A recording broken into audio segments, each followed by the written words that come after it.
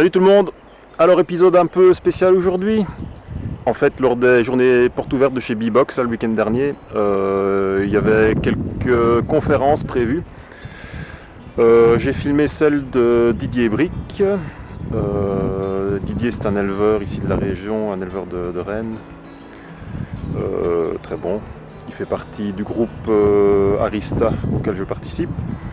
Alors il a donné une conférence sur l'élevage des rennes pour tous. J'ai filmé, j'ai eu quelques petits soucis de caméra, mais je vous ai un peu monté la conférence pour que, avec les slides et tout, pour que vous ayez une idée. C'est une méthode qui est vraiment très intéressante, à portée de tout le monde, hein, quasiment. Donc voilà, bon visionnage, ça dure 1 heure, hein, c'est un peu long, mais c'est bien condensé, il y a tout ce qu'il faut dedans. Voilà, salut, bon visionnage, à bientôt.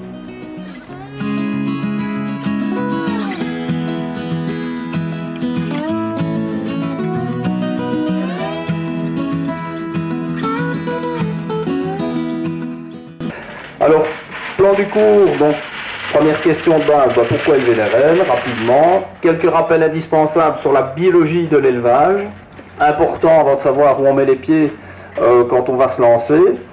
Technique d'élevage, il y en a 50 ou plus, mais je vais vous expliquer une technique pratique pour le petit apiculteur que sont la plupart d'entre nous. Et puis on parlera aussi de la fécondation, puisqu'il ne suffit pas d'avoir une reine qui sort de la couveuse, il faut encore que tout se passe bien par la suite. Fin de saison, comment on peut réunir ces nucléi, et un petit mot sur le choix du matériel génétique, puisque tant qu'à se donner tout ce travail-là, autant travailler avec du bon matériel. Alors pourquoi élever des rennes? Donc je vais là vous poser la question à vous pour débuter. Voilà, remplacer les vieilles rennes, tout à fait. Si on veut un rucher qui reste performant sans mauvaise surprise au printemps, bien, quand vous avez une reine qui a fait 2 années de bons et loyaux services, ben, mieux c'est de peut-être pas risquer une 3e, ou en tout cas sûrement pas une 4e. Ça c'est une première chose. Quoi d'autre? Augmenter son cheptel. Tout à fait, augmenter le cheptel, diviser les colonies et donc introduire des rennes de qualité. On reste dans la même race. Absolument, alors je dirais en termes de sélection aussi, et savoir avec quoi on travaille. Donc si vous achetez une inséminée ou une fécondée en station de fécondation, bien vous pouvez en faire des F1 et ce sera donc votre génitrice. Et il y a certains environnements où si vous voulez garder des abeilles qui vous conviennent, la plupart du temps c'est la douceur qui est le critère, bien, il y a tellement de zynoqueux dans les alentours que si vous avez des fécondations et que vous arrivez en 2e, 3e génération, ben, vous n'avez plus des F1, mais vous avez des F16 qui vous raccompagnent chez vous. Et l'apiculture, dans ces cas-là, devient de l'acupuncture, pour refaire un nouveau jeu de mots. Et s'ensuit alors toute une série de problèmes avec le voisinage, parce que, l'air de rien, la Belgique est quand même un pays densément peuplé, donc la douceur, c'est primordial. Donc le fait de toujours pouvoir élever, moi je ne suis qu'en F1, voilà, c'est quand même un gage de qualité pour le travail de ces abeilles. Et puis, il y a un point qu'on n'a pas encore cité. Pardon ? Compenser les pertes. Compenser les pertes, tout à fait. Chaque hiver, malheureusement, il y en a. Donc, on redivise au printemps, on compense les pertes. Au printemps, on a des ruches qu'on va retrouver bourdonneuses ou orphelines. Si on a des mini-plus, par exemple, avec des rennes de réserve de l'année passée, elles sont les bienvenues. On sauve la saison de cette colonie-là.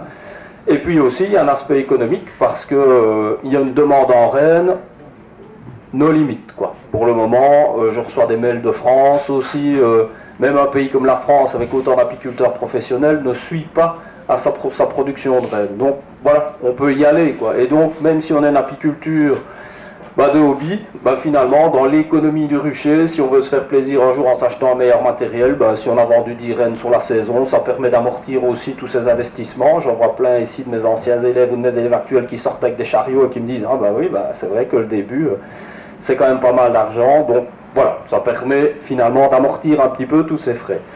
Et puis le premier, si on a oublié de le citer, enfin si j'en ai parlé un petit peu, le plaisir quand même, hein, donc reconstituer le cheptel, on l'a dit, maintenir la douceur, des rennes de réserve, productivité du rucher, savoir avec quoi on travaille, produire des essaims, diversification, vente de rennes et sélectionner ses propres lignées. Bon, ça c'est l'étape suivante, hein, l'aspect sélection, mais voilà en gros pourquoi les élever.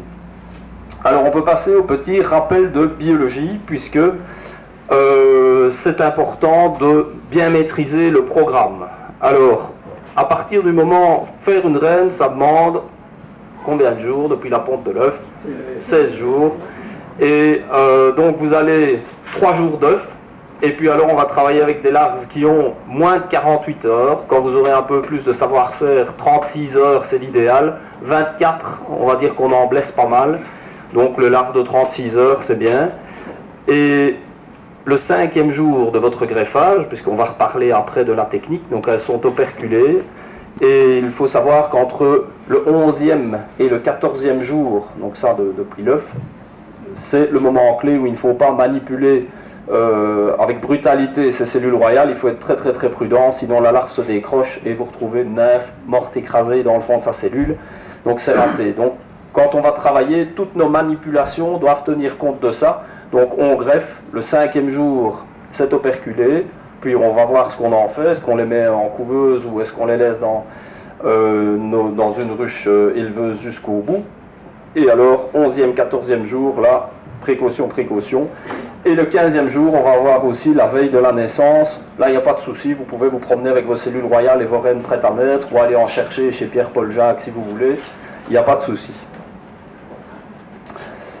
Donc ça, c'était les petits rappels de précaution.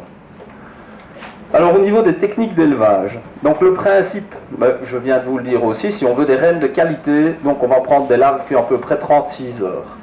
On peut aussi se dire que il y a certains parfois vieux apiculteurs qui brandissent du fond de la salle quand on fait une conférence le fait qu'une reine d'élevage, une reine de picking ne vaut rien par rapport à une cellule naturelle. Si on imite bien la nature, si on travaille avec des larves suffisamment jeunes, je peux vous garantir qu'une reine que vous aurez élevée par élevage artificiel sera aussi valable qu'une reine d'élevage naturel. Mais voilà, il faut bien travailler avec la nature et avec ses abeilles pour obtenir ce même résultat, quoi. Alors, les conditions naturelles, oui, et puis aussi une génitrice de qualité, puisque on va se donner quand même beaucoup de mal. Donc il faut qu'on ait assez d'assurance d'avoir un bon résultat. Alors au niveau génitrice de qualité, qu'est-ce que vous attendez d'une bonne génitrice? Une bonne pondeuse, donc un bon développement. La longévité. Une bonne longévité, oui, tout à fait. Ça fait partie aussi de ce qu'on attend d'une bonne reine. Il faut au moins que les filles puissent tenir 2 ans et faire 2 saisons, ce serait bien. Oui. Pas trop essaimeuse. Pas trop essaimeuse, effectivement. Donc c'est vrai que il y a 36 techniques apicoles, mais l'essaimage, c'est quand même quelque chose qui nous embête et qui nous demande beaucoup d'énergie en saison. Ça commence déjà maintenant dans certains coins. Douceur, on l'a dit, monsieur. Mon premier essai, ça a été hier. Ah voilà, premier essai sorti hier, quoi, voilà, oui, oui. Donc la douceur aussi. Alors idéalement, pour avoir une bonne génitrice, c'est parfois un luxe, mais Un bon rapport mâle-femelle. un rapport mâle-femelle, oui. Oui, maintenant, j'ai pas le sentiment que je vois tellement de différence à ce niveau-là, non. Mais donc, en résumé, si on veut avoir donc douceur, peu essaimeuse, on l'a dit, et une bonne production de miel aussi, donc en fait, il faut une reine qui a été testée idéalement une saison, quoi. Donc ça, c'est le must, c'est quand on peut arriver à travailler avec une reine, pas une qu'on vient d'acheter, parce qu'on ne sait pas ce qu'il y a dans sa génétique, mais une qui a fait toute une saison, et qu'on va pouvoir évaluer maintenant. Alors on reparlera aussi évaluation, mais au niveau des pertes de colonies, Varroa c'est quand même notre ennemi numéro 1. Si on a pu faire un suivi des chutes naturelles de Varroa sur les génitrices, si en plus elles répondent à toutes nos demandes de douceur, de bon hivernage, de bon développement printanier, voilà, donc mes génitrices de cette année, ce sont en fait des reines qui sont nées il y a 2 ans, quoi. Donc elles ont fait toute la saison dernière après avoir fait une première sortie d'hivernage. Maintenant elles sont à la sortie du 2e hivernage, elles sont toutes belles. Je les ai testées sur plein de critères, sur l'aspect hygiénique on en reparlera aussi. J'ai testé aussi les chutes de varroa, j'ai même testé les varroas phorétiques, c'est-à-dire sur abeilles en les gazant au CO2. Tout ça, ces détails-là, je n'ai pas le temps de développer, mais on va en reparler après si vous voulez, ne pas dépasser le timing. Et donc ça permet de sélectionner les meilleurs pour tous ces points-là, qui passent alors en ruchette 6 cadres, qu'on déforce pour ne pas qu'elle s'épuise à pondre, parce que le but c'est de la garder cette année et encore l'année prochaine, pour pouvoir en faire un maximum de filles. Alors, justement, ce que je vous disais, donc je les passe en ruchette 6 cadres, le frère Adam faisait ça aussi. D'après les lectures du frère Adam, qui est une expérience que je n'aurais quand même jamais, hein, eh bien en fait une reine qui pond moins produit des œufs de meilleure qualité. Donc c'est ce qu'il avait l'air de dire. Moi à mon niveau, je n'ai pas la prétention d'avoir pu voir de différence. Et en tout cas éviter l'épuisement de la reine certainement. Donc on régule la population et éventuellement on déforce en sortant des cadres de couvain operculés pour qu'elle n'ait pas trop d'abeilles avec elle et freiner sa ponte. Si nécessaire, en condition inverse, il ne faut pas non plus hésiter à la stimuler, parce que c'est vrai que si on a 15 jours de mauvais temps, trop froid, où on n'a pas de mielé, ça ne rentre pas. Si on veut toujours avoir une bonne dynamique de cette reine au niveau de ce qu'elle va produire dans ses œufs, stimuler à l'eau mielée, c'est gage de qualité. Alors les conditions d'élevage optimales, donc je dirais quand, idéalement. Voilà, maintenant, tout à fait. C'est vrai que cette année, on croyait qu'on allait démarrer plus tard que les autres années, et on démarre finalement plus tôt. Hein. Bon, en apiculture, dès qu'on travaille avec le vivant, il faut s'adapter. Donc, l'époque d'essaimage, voilà, le premier essaim est sorti, donc en général, c'est mai-juin. Les colonies sont donc naturellement en bonne condition pour faire de l'élevage, mais on va voir qu'il y a aussi un intérêt à tricher un peu sur ces conditions-là. Alors les caractéristiques de la population, il faut qu'elle soit en fièvre d'essaimage. Là, ma foi, si elle est en fièvre, vous pouvez y aller, vous êtes sûr qu'au niveau acceptation des cellules, ça va bien aller. Ou préparer, préparer, ça veut dire vous gonflez votre colonie en lui rajoutant des cadres de couvain operculés naissants pour augmenter sa population au maximum. Enfin au maximum, on va dire toujours pour la maintenir à la limite de la fièvre d'essaimage. Et on va voir aussi au niveau des techniques, on peut lui laisser sa reine, on peut retirer la reine. Donc il nous faut en tout cas une forte population de jeunes abeilles, puisqu'il nous faut des nourrices qui sont au stade où elles vont pouvoir sécréter la gelée royale. Donc c'est ça qu'il faut viser. Et alors orpheline, bon, je finis de le dire, point d'interrogation, on va voir qu'il y a moyen de travailler avec le système Mini Plus, tout en gardant sa reine sans avoir des orphelines, parce que l'inconvénient d'une reine orpheline pour le petit apiculteur, vous orphelinez votre colonie, mais la plupart me disent déjà, qu'est-ce que je fais de ma reine quand je la retire de la colonie? Si je fais un essai artificiel à partir de ma belle colonie, là qu'elle est moins forte, donc pour conserver ma reine, et si j'ai ma reine toute seule, qu'est-ce que j'en fais? C'est un inconvénient. Puis vous faites un élevage, et puis votre reine, est-ce qu'on la remet, est-ce qu'on ne la remet pas dans cette colonie quand on veut faire peut-être 2-3 élevages l'année? Donc ça peut parfois être embêtant d'avoir une orpheline, et si on fait un élevage en continu, vous avez peut-être déjà entendu parler en province de Liège de Jean-Paul de Monceau, lui il travaille avec des ruches orphelines, et chaque semaine il leur rajoute un cadre de couvain operculé naissant, et il garde 2 mois comme ça à peu près des ruches orphelines qu'il renforce chaque semaine. Ça marche très bien, mais lui il est pensionné et il visite ses colonies. Ah tiens, la reine est là, donc il n'y a pas de souci. Ah celle-là je peux lui prendre un beau cadre de couvain operculé et il va la mettre dans sa ruche éleveuse. Et puis une deuxième, elle mérite très bien un deuxième cadre, ok. Ça fonctionne super bien, mais je veux dire il faut du temps, quoi. Et en même temps, elles ne veulent pas toujours toutes démarrer comme on le voudrait aussi. Alors, au niveau démarrage, justement, vous lirez dans la littérature, on retire la reine, ou on orpheline sa colonie, et puis 7 jours après, on visite, on détruit les cellules royales, donc il n'y a plus de couvain ouvert dans la colonie, et puis vous introduisez vos cupules, quoi. Vous avez perdu une semaine. Et en fait, c'est inutile d'attendre 7 jours, le mieux, vous orphelinez, 2 heures après, en avant, vous pouvez déjà lancer votre premier élevage. Ce sera peut-être pas l'optimum. Si vous mettez 20 cellules, elles vont peut-être pas vous en prendre 18 à ce premier élevage. Mais si elles vous en prennent 10 ou 12, c'est déjà 10 ou 12 de gagner.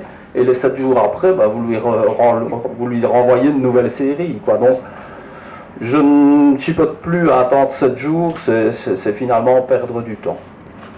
Et en même temps, quand je dis perdre du temps, ça veut dire que 7 jours après, vous devez visiter votre colonie et être sûr qu'elle n'a pas planqué une cellule royale que vous n'allez pas voir dans un coin. Et si elle en a laissé une, c'est foutu. Votre élevage est quand même raté. Donc moi, je préfère 2 heures après, clap, je lui mets mon cadre, ce qui ne nous empêche pas non plus de devoir revisiter le tout, mais elles vont faire moins de cellules de leur côté si on leur met un cadre avec des larves que si on ne leur en met pas. Jusqu'à présent, est-ce que vous avez des questions?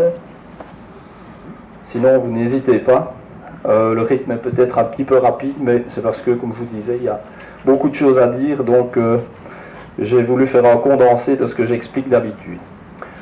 Alors les grands principes de l'élevage moderne, donc c'est des génitrices non essaimeuses et qui répondent à toutes nos qualités, et je vous ai dit, chez moi l'aspect varroa prend de plus en plus d'importance.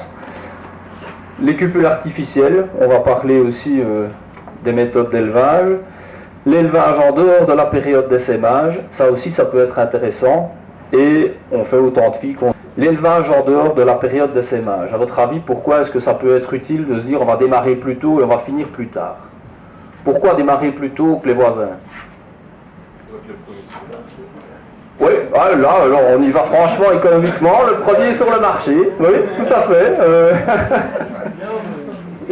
C'est vrai, mais surtout le premier dans la zone de balle, parce que l'air de rien, si vous préparez vos colonies et surtout vos ruches à mâles, par rapport aux voisins qui laissent se développer la nature, si vos mâles volent une semaine ou 15 jours avant ceux des autres, quand vous êtes dans une zone où au niveau fécondation c'est un peu limite et que vous avez des problèmes d'agressivité dans le voisinage, votre premier élevage, pouvez-vous dire que vos mâles sont mûrs et vous saturez votre milieu avec vos mâles, et donc vous évitez les mâles qui vous apportent une mauvaise génétique du voisinage. Donc ça, démarrer plus tôt pour cet aspect-là, c'est positif. Et finir plus tard, je dis souvent, vous allez voir, quand on se lance et si on fait un élevage durant toute la saison, on a investi dans du matériel. Finalement, les mini-plus, ça demande aussi du travail. Alors, pour, entre guillemets, rentabiliser, mais même pour soi, pas seulement dans le cadre commercial, mais rentabiliser tout ce qu'on a mis en œuvre en énergie et en matériel, si on peut élever encore jusqu'au... moi, les dernières reines, par exemple, sont en fécondation aux alentours du 15 août. Donc si vous pouvez élever jusqu'au mois d'août, et pas vous arrêter comme la nature le voudrait, on va dire début juillet ou fin juin, vous pouvez amortir d'autant mieux l'investissement que vous avez fait. Donc c'est intéressant. Et voilà, on vient de répondre à la question. Et au niveau du départ, c'est comique parce que moi j'ai commencé, donc je vous dis, il y a 27 ans l'apiculture.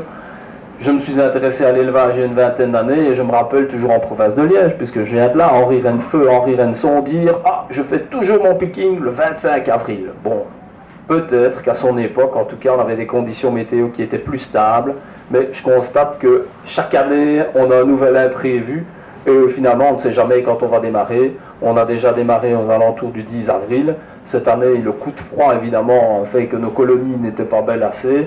Et là, normalement, demain après-midi, je voudrais bien lancer mon premier picking. Voilà, donc je suis pas loin du 25 avril, mais on a déjà démarré plus tôt, comme on a déjà démarré au mois de mai, quand on avait un temps épouvantable. Donc il faut s'adapter. Voilà, on a répondu à tout ça. La demande économique, c'est vrai qu'au mois d'août, si vous n'imaginez pas le nombre de coups de fil que j'ai encore de personnes qui arrivent dans leur ruche, parce qu'il y en a aussi une bonne part d'apiculteurs touristes. Bon, tout le monde ne vit pas comme des piquets, comme la majorité de ceux qui sont ici derrière ces ruches. Il y en a au mois d'août, on ouvre, on a traité, colonie orpheline, t'as pas une reine. Eh bien là, une demande importante aussi, quoi.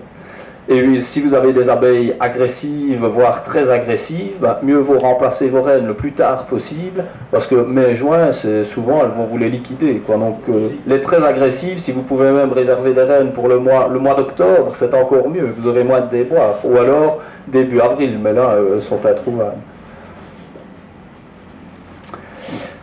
Alors, la méthode, puisque finalement, vous êtes là pour ça, c'est pour pouvoir... rentrer chez vous et démarrer aussi peut-être. Donc le greffage de larves ou picking, encore une fois dans la littérature, je n'ai pas le temps de passer en revue toutes les méthodes, mais c'est la meilleure méthode, c'est le picking. Alors il y a différents types de matériel, on va en parler ici. Ici sur la photo vous avez un picking chinois. J'ai oublié d'en sortir un du magasin de Xavier.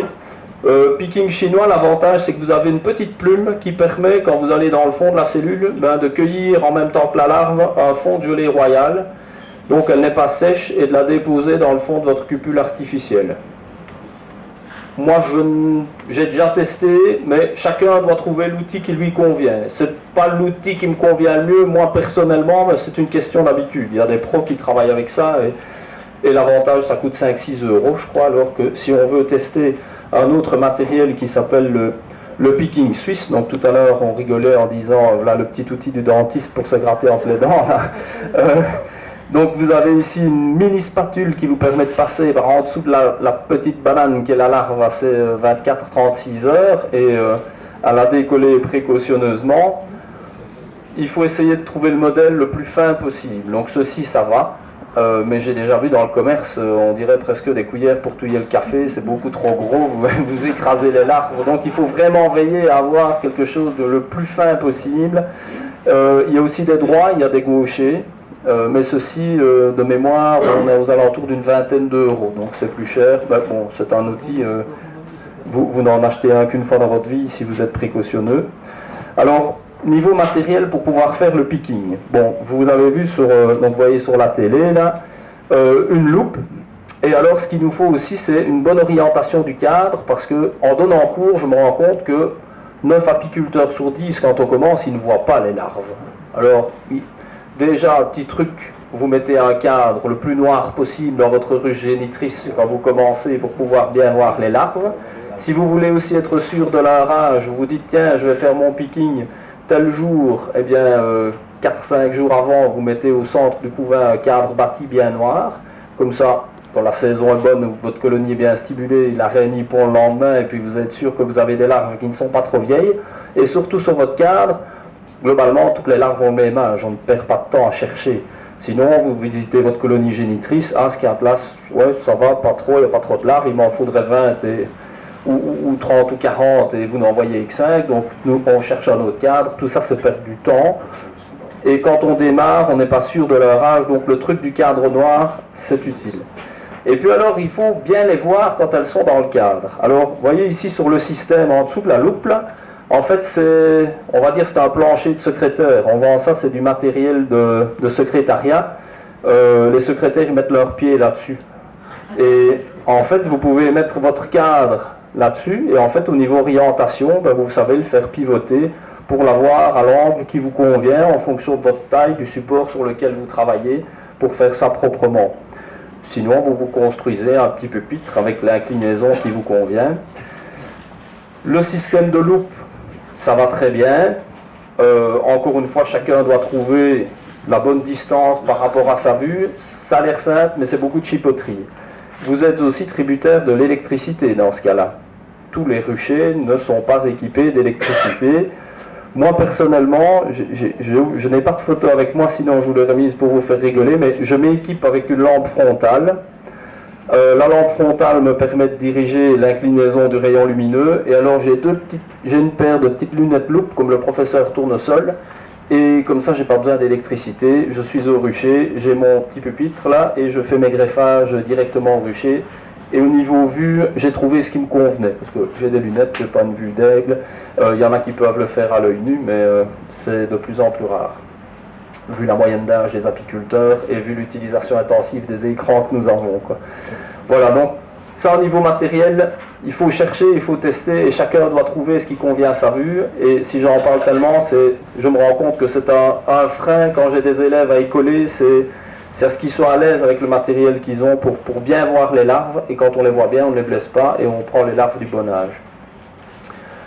Alors, au niveau du matériel, ben, finalement, il ne faut pas chercher plus loin que le matériel Nico. Hein. Franchement, j'ai pas d'action chez Nico, c'est dommage, je ne serais peut-être même pas ici, tellement ça rapporterait Nico.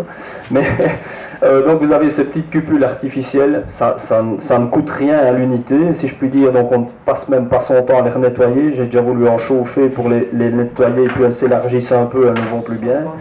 Ça ne va pas, donc bon, voilà.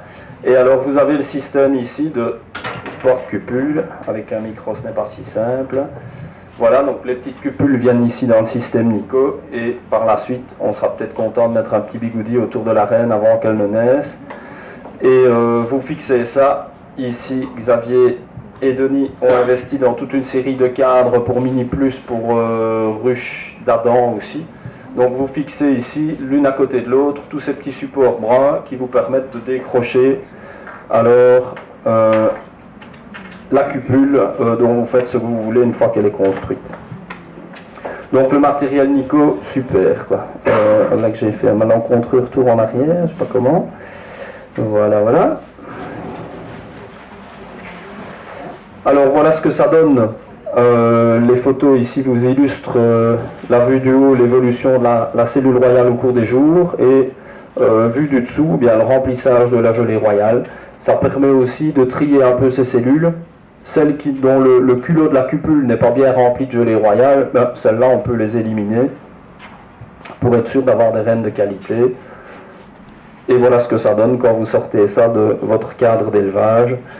Donc les cupules, vous pouvez les coller les unes à côté des autres. Hein. Enfin, quand je dis les coller, elles se touchent, les supports se touchent. On voit ici que l'éleveuse, ça doit déborder. Donc tout à l'heure, Julien me disait, je veux quand j'ouvre une ruche d'élevage que ça mousse, quoi. Donc il faut du monde là-dedans, quoi. Alors, les idées fausses, j'en ai déjà parlé tout à l'heure. Donc différence entre une reine d'élevage et une reine naturelle, si vous travaillez bien, il n'y en a pas. Et parfois, dans certaines littératures, on vous dira, oui, on greffe sur un fond de gelée royale. Alors, pour vous dire que moi, je pense que c'est inutile, mais ça dépend un peu de vos conditions de travail. Moi, je greffe directement au rucher, donc je sors mon cadre de la génitrice, je greffe tout de suite. Si vous devez rouler un quart d'heure pour passer dans un autre rucher, ben, c'est sûr que le cadre d'élevage ou le cadre avec les larves, on emballe toujours ça dans un tissu humide, mais si les larves sont soumises à ce petit stress, donc là je mettrai un fond de gelée royale.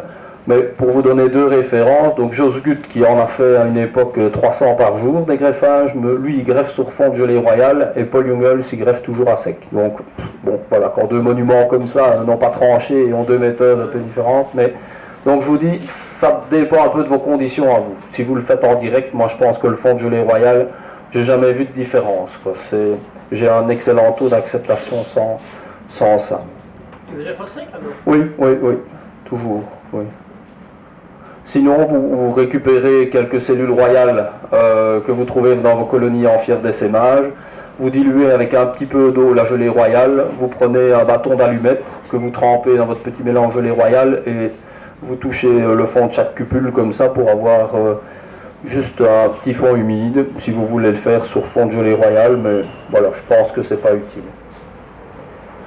Encore une fois, en direct, quoi. Hein. Si vous attendez une demi-heure ou même un quart d'heure avec des conditions comme ceci avant de remettre votre carte de petite larve dans votre éleveuse, elle n'aime pas. Alors tout le monde ne voit pas clair, et puis on prend de l'âge aussi, donc je serais peut-être un jour content d'utiliser un autre système que le greffage, on verra bien. Donc c'est le système Genter. Alors j'ai repris le système de l'inventeur d'origine, mais sinon il y a le système qui a été copié par Nico.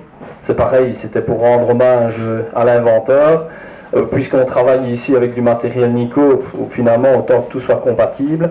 Donc vous allez ici avoir ce petit carré à peu près de 10 cm de côté de cellules artificielles avec des fonds amovibles qui sont constitués de vos cupules artificielles, et vous allez emprisonner votre reine là-dedans sur un cadre. Alors ça quand même, bon, c'est un inconvénient en chipoterie. Idéalement, pour qu'elle ponde là-dedans, il faudrait le mettre quelques semaines à l'avance. Je n'ai jamais trop testé parce que j'ai pas besoin, mais découpez donc 10 cm² dans un cadre, vous mettez ça au milieu de votre ruche. Voilà, quelques semaines à l'avance, que ça prenne bien l'ambiance de la colonie au niveau phéromone, pour qu'elles y soient habituées. Et puis, moment clé, vous renfermez votre reine dedans.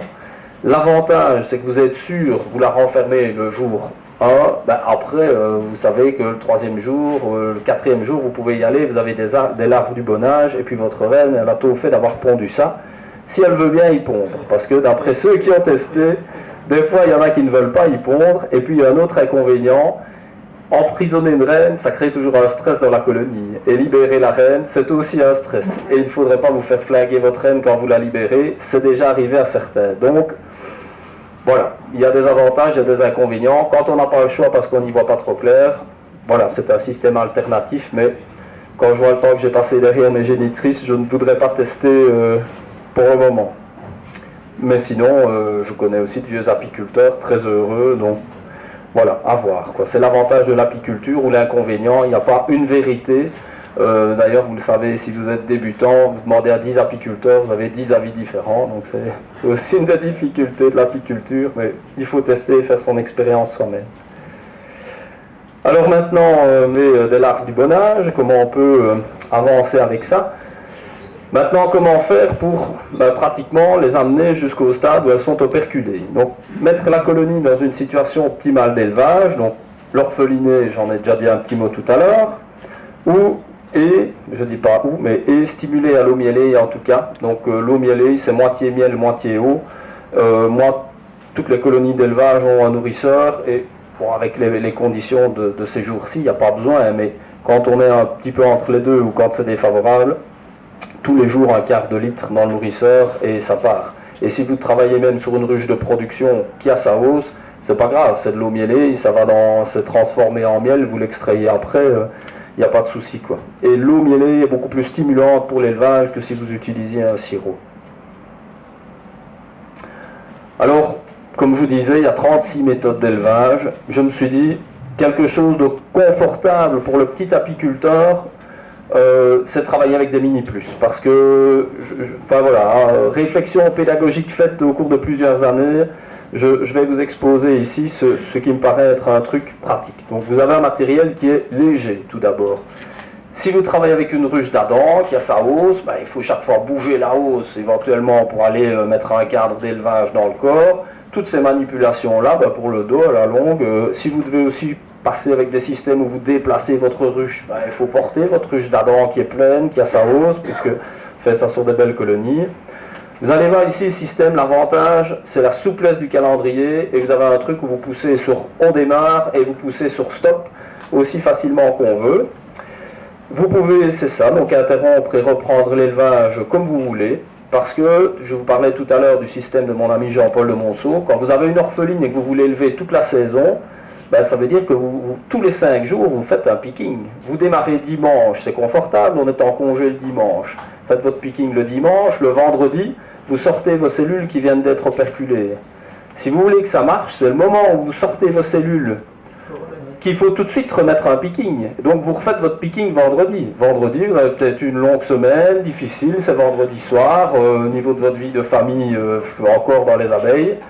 Et puis vous avez fait ça le vendredi, puis samedi, dimanche, lundi, mardi, mercredi, la fois, milieu de semaine, la fois suivante. Et rebelote, et vous êtes comme ça, esclave de votre ruche éleveuse, tous les 5 jours pour continuer votre picking. Si vous arrêtez et que vous essayez de la faire reprendre, comme on dit, chez nous, cette tête, ça ne va plus si bien, quoi. Avec ceci, il y a moyen de mieux s'en sortir. Bon. Alors, la Mini Plus. Bon, ici, les images, c'est bien, mais j'ai demandé pour avoir le matériel sur place, c'est mieux. En général, les Mini Plus, vous pouvez les hiverner sur un élément. 2 éléments, c'est mieux, mais j'en hiverne quand même chaque année sur un élément aussi. Il n'y a pas besoin de 3 sur 2, ça va très très bien. Donc vous trouvez votre Mini Plus comme ceci, début avril on va dire. Petite précaution, on peut en parler. Bon, en 2 mots, faire bâtir des Mini Plus quand on part de rien, parce qu'il y en a qui démarrent, c'est se dire comment fait-on. Aujourd'hui, avec la multiplicité du matériel, on vend des O7 pour ruchettes 6 cadres d'Adam, dans lesquels vous pouvez mettre les Mini Plus en bâtisse chaude, et donc vous laissez monter votre reine, vous faites ça maintenant, ça va tout seul, elles construisent bien, votre reine monte dedans, et quand vous avez tous vos cadrons qui contiennent du couvain, hop, vous pouvez les sortir, mettre ça dans une Mini Plus, qui sera prête à accueillir vos cellules royales, prêtes à naître. Donc ça c'est pour démarrer, sinon moi je ne fais plus ça, j'ai un stock de Mini Plus, et j'ai assez avec mon stock de Mini Plus. Donc on est début avril. On a pris aussi la précaution de traiter quand même ces Mini Plus, parce qu'il y a quand même souvent à l'échelle, quand je vois bien chez les éleveurs, c'est quand même un truc où il y a pas mal de pertes, la Mini Plus, donc je les traite chaque année. Et de nourrir ces Mini Plus fin janvier, début février, je remets un corps vide au-dessus et je leur mets un paquet de 2,5 kg de candy. Et en général, quand on arrive fin mars, les 2,5 kg de candy, elles les ont consommées, quoi. Et à ce moment-là, en général, elles sont belles assez pour que vous leur rajoutiez un 3e élément. Et suivant la saison, maintenant j'en ai même sur 4-5, parce que parfois elles explosent et ça va très vite. Il ne faut pas se faire devancer par la fièvre d'essaimage, parce que les mini plus, quand ça pousse comme ça va très vite et ça démarre bien, parce qu'étant donné qu'on est dans le polystyrène, au niveau ambiance vis-à-vis du climat, elles ont une bonne température et elles régulent bien leur température et ça augmente vite, quoi. Donc imaginons, vous avez votre mini plus qui est sur 3 étages maintenant et vous vous dites, tiens, moi j'ai envie de faire de l'élevage et de ne pas investir dans des systèmes trop coûteux. Donc première étape, c'est donc vous vous dites tiens je vais faire ça le week-end, donc dimanche après-midi, début d'après-midi, vous visitez votre mini plus et on trouve la reine. Alors la reine, vous allez la mettre dans l'élément du bas. Alors, l'élément qui va élever, c'est celui qui reste en place. Donc, je vais essayer. Si je parle sans micro, vous m'entendez bien parce que c'est pas confortable le micro. Voilà. Donc, ici, j'ai trouvé la reine. Donc, ça, c'était l'emplacement, on va dire, de ma souche. J'ai trouvé ma reine. Alors, la ruchette, la partie éleveuse, donc les 2 éléments qui vont rester en place, je les mets à l'emplacement. Je les laisse à leur emplacement, donc toutes les butineuses continuent à y venir. Je retire un cadre qui va avoir accepter plus tard mon porte-cupule, qui sera ici avec ces petites barrettes. Si, mais j'ai besoin de mes 2 mains ici, donc j'ai demandé, ça va.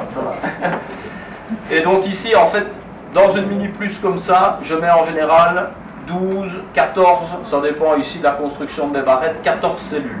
12 ou 14. Donc, soit j'ai 2 cadrons comme ça avec 6 ou 7, soit un seul. Alors, je m'arrange pour que ce cadron soit mis au niveau de son voisin. Je prends toujours un voisin avec des jeunes larves. Donc, des jeunes larves qui vont attirer les nourrices, celles qui vont produire la gelée royale. Et à côté, j'essaye toujours aussi d'avoir un cadre avec du couvain naissant. Bon, c'est ce que nous dit toujours la littérature. Je pratique comme ça et en tout cas ça marche. Donc couvain naissant pour avoir de jeunes abeilles toutes proches, un cadre à côté en tout cas avec du couvain très jeune pour attirer les nourrices, et aussi un cadre avec du pollen. Ça c'est important puisque la sécrétion de gelée royale, il faut des protéines, donc du pollen. Alors avant de déplacer mon élément avec ma reine, en fonction de la force de l'élément, je regarde où est ma reine et je secours encore les abeilles d'un cadre, 2 cadres, peut-être 3 si je peux, pour laisser celui-là le plus faible possible. Mais avec ce qu'il faut pour entretenir ma reine. Et lui, je le retourne, donc si ça volait vers vous, et je le mets en arrière, 5 mètres derrière. Les butineuses qui y restent reviennent à ma souche qui est donc orpheline, quoi. Alors mon cadre, c'est peut-être pas mal à ce moment-là, quand vous faites cette opération-là, de déjà mettre vos cupules artificielles dedans. On met le nourrisseur et en général, voilà, je fais ça. 2 heures après, vous pouvez intervenir, vous faites votre greffage 2 heures après et ça prend alors, donc ça va vite. Vous ressortez votre cadron. Vous greffez vos cupules, clap dedans, le nourrisseur, 250 ml d'eau mielée. Donc ça c'est votre dimanche, quoi. Donc vous avez dû chercher la reine, déforcer l'élément de la reine que vous retournez 5 mètres derrière. Vous préparez la partie supérieure ici avec un cadre de couvain operculé prêt à naître, un cadre de larve toute jeune et un cadre avec du pollen, un cadron avec du pollen. Ça vaut la peine aussi quand on a plusieurs mini plus et qu'on a des beaux cadrons de pollen de les mettre de côté en prévision pour la suite de la saison. Le nourrisseur, 250 ml glou-glou, ben voilà, votre opération est faite, ça n'a pas pris beaucoup de temps. Si vous, avec l'habitude, c'est vite. Bon, ben, un débutant, 10 minutes, un quart d'heure, un bon chipote, vous allez faire votre greffage. Lundi soir, il y a quand même un petit travail à faire lundi, mais ça va très vite. Donc vous dites à monsieur ou madame que vous passez au rucher 5 minutes pour voir si tout va bien. Là alors, vous allez remettre la reine en dessous. Alors c'est là le truc qui est intéressant. Donc cet élément-ci, d'à côté, vous reprenez l'élément qui contient la reine et vous le remettez. Si vous voulez ne pas chipoter, vous utilisez des planchers avec les mêmes couleurs, hein, comme ça. Vous remettez l'élément avec la reine, mais une grille à reine, pardon. La grille à reine, une bonne grille à reine qui ferme bien. L'avantage maintenant, c'est qu'elles sont faites au millimètre près, on n'a pas de surprise. Et hop, en fait, la période la plus critique, pardon, c'est le démarrage, c'est l'aspect starter. Une fois que les cellules sont démarrées, oui, avant ça, vous vérifiez si votre élevage a bien fonctionné, évidemment. Mais je vous assure, on arrive à du 90-100%, ça va carretch, comme on dit chez nous à Liège. Donc vous mettez le tout en place avec grille à reine, et elles vont continuer l'élevage. Une fois que c'est pris, elles continuent. Donc ça c'est lundi, ça clap clap, ça prend 2 minutes. Au mielé, glou glou, 250 ml, et ça vaut la peine, suivant la météo, là de passer 5 minutes au rucher pour les nourrir, ou alors vous mettez ça dans votre jardin. Le vendredi, 5e jour, vous allez au rucher, hop, les cellules royales sont operculées. Alors là, il y a plusieurs techniques. Vous me direz, si vous démarrez, je vous dis, achetez une couveuse, vous regardez le prix des couveuses, 400-500 €, ça fait un peu mal directement dans le budget. Donc quand on démarre, on a tendance, ces cadres-là, à laisser continuer l'élevage dans la ruchette. L'inconvénient, s'il ne fait pas trop chaud, et parfois on a des nuits qui ne sont pas terribles, si vous mettez tout de suite le bigoudi dessus, les nourrices, enfin pas les nourrices, mais les abeilles qui vont chauffer pour incuber vos cellules royales jusqu'à terme, elles ne savent plus les incuber, c'est pas génial.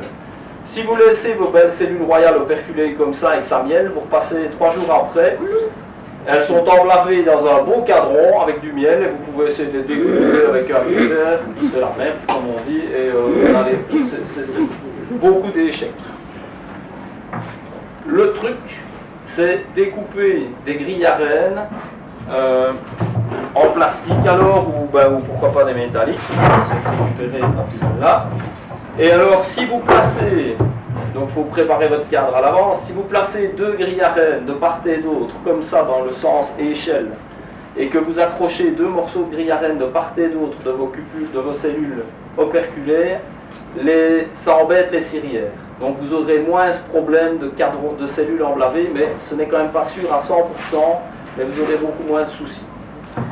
On ne prenait pas avec une cire gaufrée. Côté. Tu peux essayer, mais tu peux essayer. Mettre une cire gaufrée à côté pour les occuper à côté plutôt que là. On peut essayer. Sinon, j'oubliais de dire aussi, enfin non, je vais continuer pas mélanger les systèmes. Donc voilà, soit vous les laissez dedans alors jusqu'à la naissance, soit vous sortez votre cadron, vos cellules operculaires qui vont alors vers la couveuse. Si vous voulez se lancer un peu en élevage, vous passerez rapidement à la couveuse parce que c'est nettement moins de déboire et finalement à 30 € la reine, même pour vous, si vous avez besoin de quand même un certain nombre de reines par an, on l'amortit aussi, quoi. Et on est en train de réfléchir aussi avec Xavier, j'ai entendu parler de modèles de couveuses qui étaient moins onéreuses, donc voilà, on se renseigne aussi peut-être pour proposer une couveuse plus petite, plus adaptée aux petits apiculteurs qui feraient sa dizaine de reines l'année. Pourquoi pas. Alors si vous continuez votre élevage, c'est là que c'est toujours intéressant. Donc le vendredi, vous avez sorti vos cellules qui vont en couveuse. Vous n'avez pas besoin le vendredi soir en catastrophe de refaire un picking et de redémarrer. Vous pouvez vous dire, tiens, moi je recommence dimanche seulement. La reine, elle est là, votre colonie, elle n'est pas orpheline. Donc le dimanche, rebelote, même opération que ce que j'ai déjà expliqué. La reine, vous n'avez plus besoin de la chercher, elle est dans l'élément du bas, au-dessous de sa grille. Alors ce qu'il faut faire dans ce cas-là, là on jongle un peu évidemment avec les cadres, c'est que la reine, en général, tout est pondu en dessous. Donc vous allez pouvoir remonter des cadres avec du couvain operculé ou du couvain frais pour remettre ici, réorganiser l'élément du haut. Au-dessus, il y a des cadrons qui sont nés, donc vous avez, soit il y a 2 possibilités, soit ça n'a pas mielé, vous récupérez des cadres qui sont vides pour remettre en dessous à la reine pour qu'elle ait de la place pour pondre, soit ça a mielé et se remplit de miel. Donc c'est là qu'il faut aussi jongler avec des cadres de réserve et avoir des cadrons déjà bâtis et noirs pour pouvoir remettre à la reine pour ne pas qu'elle soit bloquée dans sa ponte. Mais une fois que vous avez réorganisé ça, je visite quand même pour voir, en tout cas après la première fois, s'il n'y a pas de cellules royales ailleurs. Et hop, c'est reparti, belle opération, et vous pouvez travailler avec votre Mini Plus. Si à un moment donné vous vous dites, voilà, toutes mes ruchettes sont pleines, moi j'ai assez de rennes, et je referai un élevage peut-être plus tard dans la saison, vous bougez la grille à rennes, vous laissez remonter la reine, et là, bah, voilà, vous gérez votre mini plus 3 étages, comme on peut la gérer durant la saison, en la déforçant si nécessaire. Est-ce que vous avez des questions sur le principe? C'est pas moi qui l'ai inventé, j'ai sorti ça du bulletin Foren numéro 100 et j'ai adapté le nombre de cellules. En tout cas, je teste chaque année. Le gros avantage, c'est, je vous dis, vous travaillez le dimanche, une petite opération le lundi vite fait, et le vendredi, vous sortez vos cellules et vous ne faites vos pickings que le dimanche, ou le jour qui vous convient. Donc ça, c'était pour une opération. Alors, ceci, c'est l'explication. Je fais bien de le dire parce que, avec l'habitude, mais la couveuse, moi je la mets directement sur bigoudi, parce que si une reine qui naît un petit peu plus tôt que prévu, ben même dans la couveuse, elle va liquider toutes ses sœurs. Et dans la couveuse, exact, donc dans le fond du bigoudi, donc j'ai une petite seringue pour ne même pas les ouvrir. J'ai une petite seringue avec de l'eau mielée et la veille de la naissance, une petite goutte d'eau mielée dans chaque bigoudi. Parce que votre reine, quand elle naît, si vous la laissez sur un bigoudi sec, quelques heures après, elle est morte dans le fond. Une heure après. Voilà, ça ne tient pas le coup très longtemps. Eau mielée, il n'y a pas de souci. Alors, donc pourquoi ne pas introduire de cellules royales ou de reines vierges dans une colonie de production ou dans une bonne grosse colonie? Pardon? Je n'en passe quoi. Elle sera acceptée. Une cellule de 13 jours, 13-14 jours, qu'on met dedans, on va plus facilement l'accepter comme ça. Si la cellule est prête à naître, elle sera acceptée dans toutes les situations. Une reine fécondée, La reine fécondée, oui, ou alors il faut que la reine fécondée, elle ait pondu depuis suffisamment longtemps pour avoir assez de phéromones et se faire bien accepter. Mais aussi l'inconvénient quand on a finalement investir le hasard d'une fécondation dans une ruche qui est populeuse, même si c'est une ruchette 6 cadres, on ne sait pas si la reine va retenir de sa fécondation aussi. Et sur le nombre, il y a aussi certaines, elles commencent à pondre, elles sont bourdonneuses. Donc la cellule royale aussi, elle peut avorter, donc ça peut arriver aussi. La reine peut se perdre en fécondation, et en fait votre ruche, elle va rester trop longtemps sans couvert. Donc c'est pour ça que quand vous avez un rucher qui tourne, ben vous avez vos reines de stock pour ce genre de choses, et tout ce qui est fécondation, c'est délégué aux ruchettes. Alors le choix des ruchettes de fécondation, voilà encore un truc où il y a eu plein d'inventeurs au cours des années d'apiculture. Donc une petite unité, l'avantage c'est que vous la peuplez avec peu de monde, donc vous devez déforcer peu de colonies pour bien les peupler. Par contre, au niveau famine, ben, elles ont vite faim, les petites colonies, il faut les suivre avec de la pâte sucrée régulièrement. Elles sont vite en surpopulation, donc plus c'est petit, hein, quand vous avez un seul cadron, votre reine, elle a pondu là-dedans une semaine, tout est pondu, quoi. Donc, et après, oui, ça déborde, quoi. Donc il faut gérer la surpopulation des ruchettes, et puis parfois ça peut déserter si c'est mal organisé. Les grandes unités, ben, plus c'est grand, plus vous vous rapprochez d'une ruche et de la quantité optimale d'abeilles. Mais par contre, il faut beaucoup d'abeilles et ça coûte entre guillemets beaucoup d'abeilles. Si on ne faisait que de la fécondation dans des ruchettes 6 cadres, quelle quantité d'abeilles à gérer, ça demande. Donc voilà, il y a des modèles pour tous les goûts. Et dans le matériel apicole, on a justement tous les goûts qui peuvent arriver. Alors, ce que j'ai trouvé de sympa qui venait de sortir, ça c'est le modèle Eureka. Eureka, avant, il y avait des plus petits cadrons qui ne correspondaient à rien du tout. Alors, il faut enfumer les abeilles au tabac. On vend des pipes où vous soufflez le tabac pour ceux qui ne sont pas fumeurs, sinon vous donnez un bon signal. Vous les enfumez, elles s'endorment, vous prenez vos abeilles à une louche d'abeilles, et vous les enfumez, vous les mettez là-dedans. Il faut déforcer les ruches de production quand on veut produire 10, 15 ou 20 nucléi comme ça. Donc, c'est encore du travail de la chipoterie, mais on vient de sortir pour la première fois un modèle Eureka, ben vous voyez ici, au format Mini Plus. Donc le petit apiculteur qui a fait son premier élevage avec sa Mini Plus 3 étages, qui n'a pas besoin de faire 50 reines, mais qui se dit tiens, voilà mes cellules, ben, je les laisse peut-être naître dans la Mini Plus, donc vous avez 5, 6, 10 cellules. Et avant qu'elles ne naissent, pour ne pas devoir commencer avec des tas d'autres modèles de ruchettes, ben, ceci, Eureka, alors c'est vendu maintenant dans des chambres de fécondation, ça va par deux, comme ça elle régule une bonne température. Vous avez le format Mini Plus, et si vous prenez un cadran de votre Mini Plus avec du couvain raisonnablement, avec des jeunes abeilles, du couvain operculé un petit peu tous les stades, vous mettez ça ici dans votre Weka, vous en mettez 2. Là, vous mettez ça à 2 km de votre rucher, vous mettez vos cellules qui sont prêtes à naître là-dedans, et le tour est joué. Vous avez votre ruchette pour la fécondation des reines. Quand vous n'en avez plus besoin, si ça devient trop populeux, vous réunissez ça avec vos mini-plus, et fin de saison, vous les sortez toutes et vous refaites une mini-plus avec tous vos carbons. Et vous n'avez pas pu passer par des modèles Killer, Apidea ou compagnie, que j'ai aussi, hein, mais voilà, ceci c'est 100% compatible pour tout faire avec des mini-plus. Et je trouvais que c'était pratique pour celui qui débute. Sinon, comme je vous disais, on a le modèle Apidea. C'est très petit, l'Apidea. Mais bon, il y a des professionnels allemands, il faut même de l'insémination artificielle avec des reines en Apidea, donc tout existe en apiculture. C'est très petit, moi je moins, mais... Sinon, la Killer, ça c'est un ancien modèle. Vous avez 4 petits cadrons plus un nourrisseur à pâte que vous pouvez utiliser. Ça donne d'excellents résultats. La Mini Plus, évidemment, je viens d'en parler. Et alors pour le peuplement, la Mini Plus, je l'ai expliqué. Sinon, si vous devez peupler une Apidea, une Weka, mais avec un format non compatible avec la Mini Plus, ou une Killer, donc dans ce cas-là, sur les petites barrettes, vous mettez des cires, des amorces de cire, parce qu'il faut les faire bâtir. En fait, vous allez prélever des jeunes abeilles dans des ruches de production, que vous enfumez au tabac. On vend des boîtes spéciales, mais moi j'ai fait ça pendant des années. Je secouais dans un seau mes jeunes abeilles, avec un drap au-dessus, je les enfumais au tabac, et quand elles sont groggy, vous prenez la quantité d'un pot de miel de 500 grammes, ça suffit à peupler une Killer. Alors vos abeilles sont endormies, on jette carrément dedans la jeune reine qui sort de la couveuse.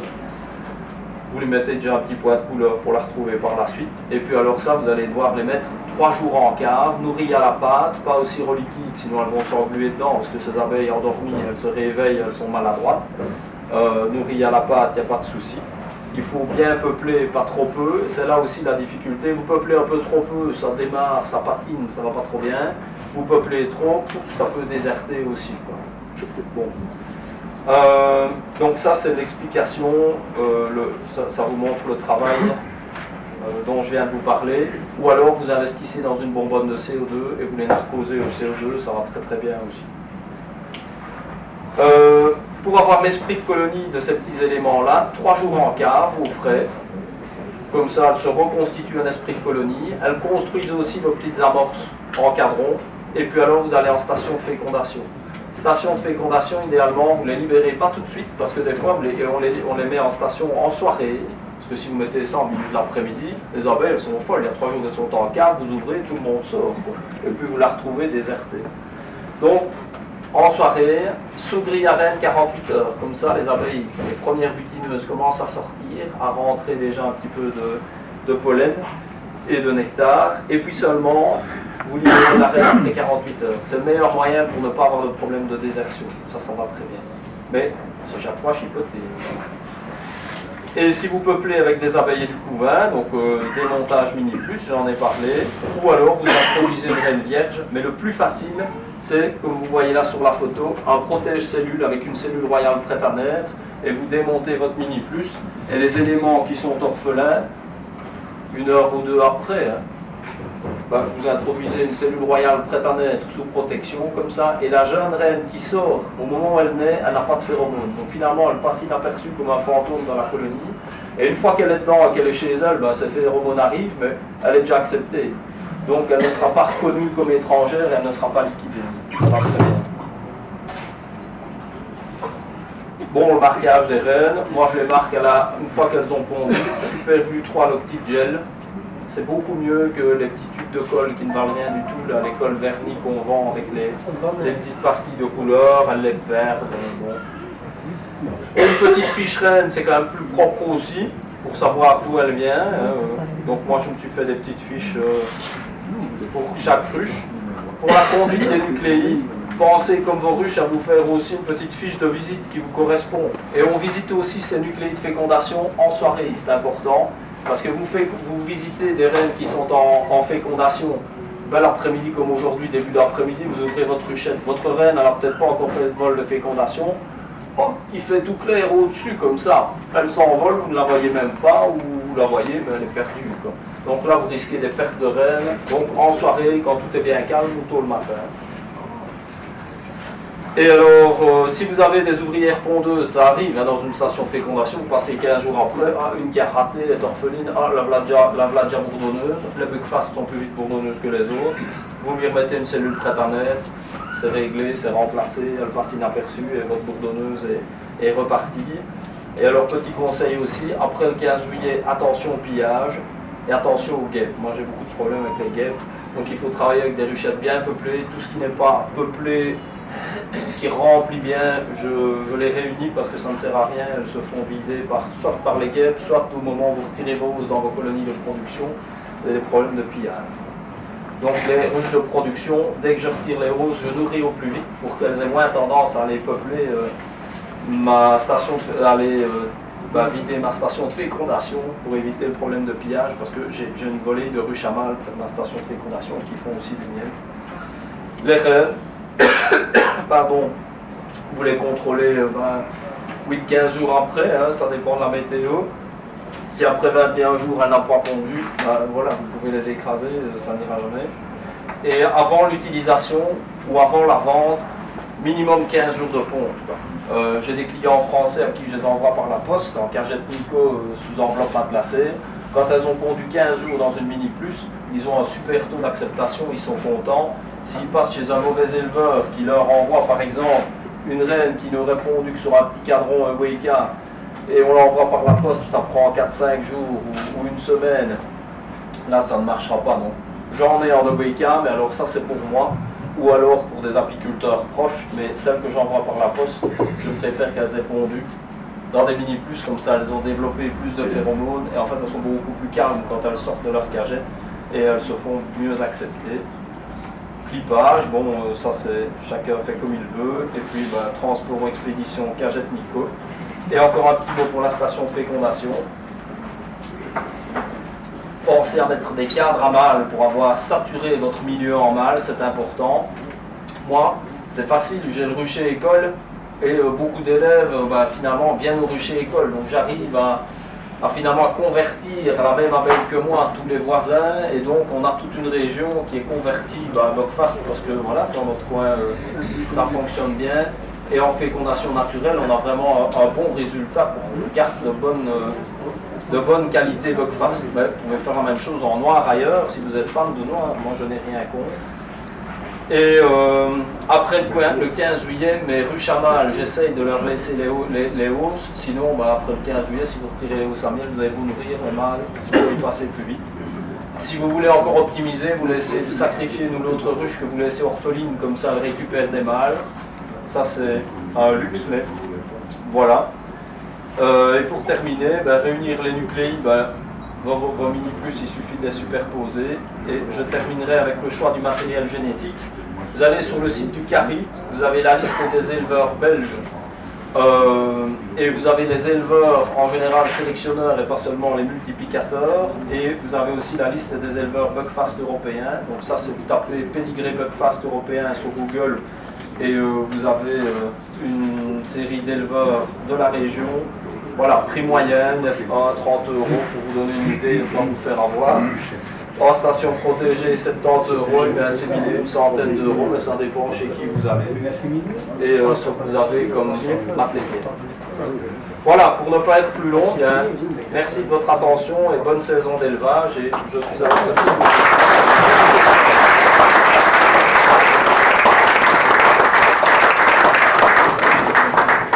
On peut aller faire du picking chez vous gratuitement? Ah oui.